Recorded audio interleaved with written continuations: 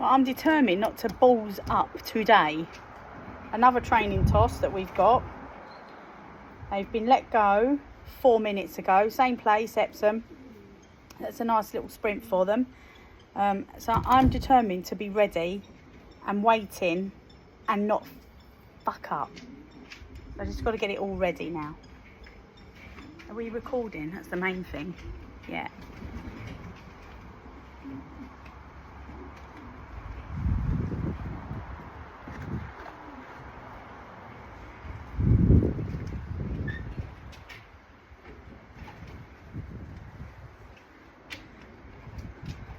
So I'm expecting them about 19 minutes past.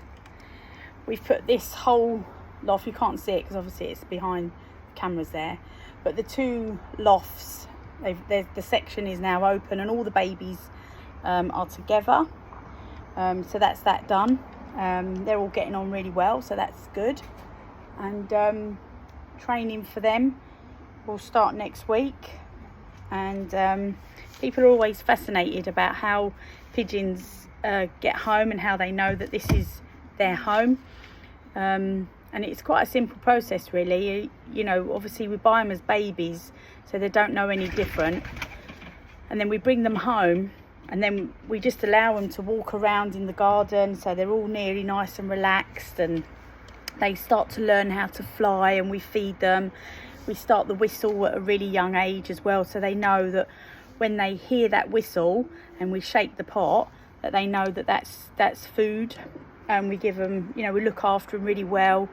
If you was to put a racing pigeon and a feral pigeon next to each other, you can actually see the difference in the condition of the pigeons. It's, you know, we give them injections so they don't get any diseases. And so that they're healthy and well, and their breathing is proper as well. There's loads of different things that the fanciers do. They're so well looked after, so well fed on really good grain, or seed or corn, whatever you want to call it. Yeah, and so there's different things in what the fanciers do. I'm determined not to fuck up, so I'm going to start chatting, and then we'll see them. And then I'll miss them again. But yeah, I mean, they're so well looked after. It's unreal. So what we do is, like we say, we allow them, we give them several weeks, or several months really, to kind of come out, spread their wings, fly around in this particular area. And then when training starts, we start taking them. So you got home here, and then we might take them just a few hundred yards down the road, so then they've got to come back. And then that's what you do. You do that for a few times, so they learn that that's where they've got to come back. Then you just take them a little bit further and further and further. What you do is, as well, you find out where the race points are, and then there's an app that you can go in at, like how the crow flies. They should do one that says how the pigeon flies, really. But basically what happens is that you type in where the starting point is and where home hit is, so it's the postcodes to that area, and then the app tells you the line that they will follow as the crow flies. And so that's how you then do your training. You do it on that line. So that's kind of how they learn how to do it. And it's really good. Right, I'm going to concentrate now because they're going to be here in a minute, because it's 18. We should be able to see them. I'm going to stand out the way of the camera, and if you keep watching, you should, if you look up in the sky, you should see it. Oh, I ain't fucking listening. Look at them.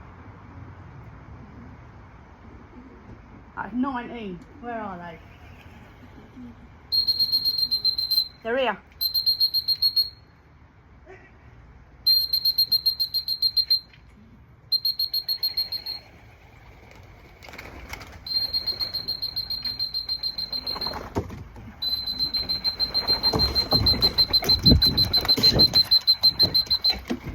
Good girlies.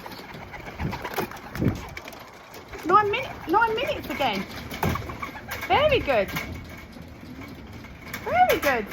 Look at Danny hanging in there. Dan, what are you doing? Twat. That's it, that's them home. 9 minutes again. And it's a lovely sunny day as well. I didn't see him come though, did you? I'll probably look back on this video and you'll see him flying around in my head. I don't know. But they're in, they're home, that's all that matters. I'll be bringing Pigeon in a minute.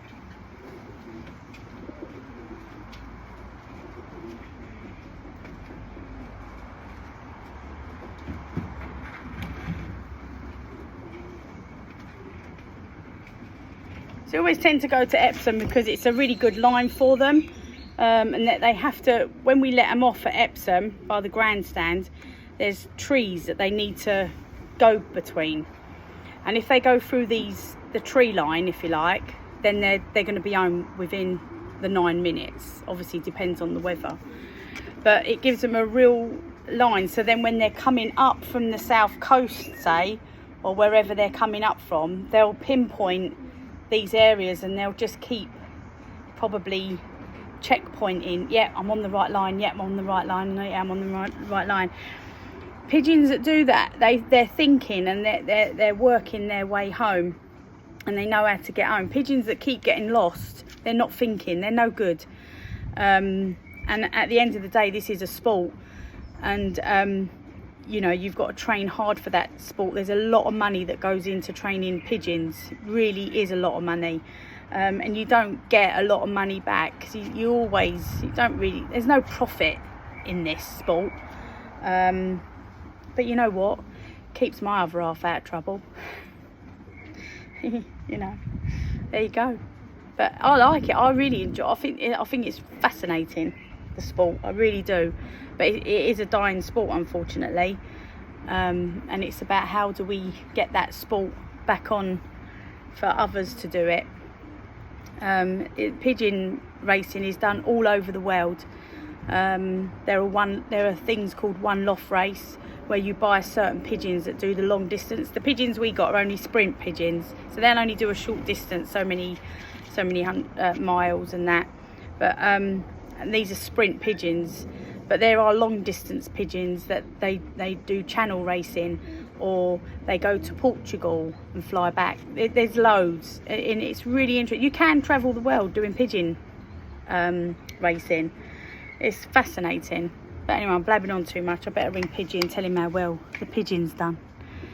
And hopefully I didn't fuck up. I'll have to watch this back.